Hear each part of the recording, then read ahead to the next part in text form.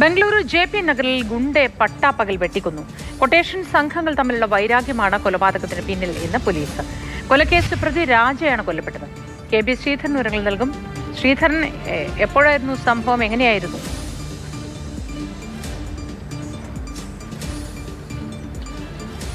ബംഗളൂരു നഗരത്തിൽ കഴിഞ്ഞ ഒരു 24 മണിക്കൂർ എടുത്താൽ മൂന്നാമത്തെ കൊലപാതകമാണ് ഉണ്ടാകുന്നത്. അതിൽ ഒന്നാണ്, ആദ്യത്തെ കൊലപാതകമാണ് ഈ രാജ എന്ന് പറയുന്ന ഈ ഗുണ്ടാ നേതാവിൻ്റെ കൊലപാതകം.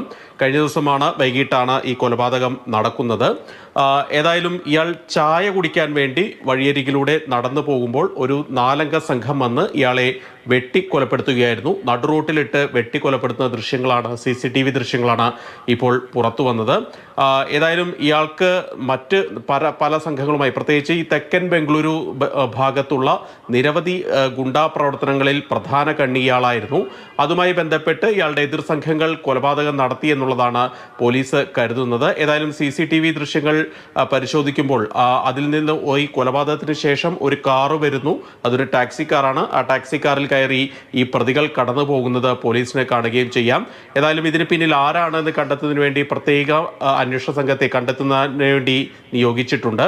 ഇതുകൂടാതെ മുനിയപ്പ ലേഔട്ടിൽ മറ്റൊരു കൊലപാതകം കൂടി നടന്നിരുന്നു. ഒരു ഉത്തരേന്ത്യക്കാരിയായിട്ടുള്ള വനിതയെ, ഒറ്റയ്ക്ക് താമസിക്കുന്ന യുവതിയെ കൊലപ്പെടുത്തിയ ഒരു സംഭവം നടന്നു. ഇത് കൂടാതെ മഹാലക്ഷ്മി ലേഔട്ടിൽ പ്രണയപ്പകയെ തുടർന്ന് കാമുകൻ കഴുത്തറുത്ത് കൊലപ്പെടുത്തിയ ഒരു സംഭവം ഉണ്ടായി.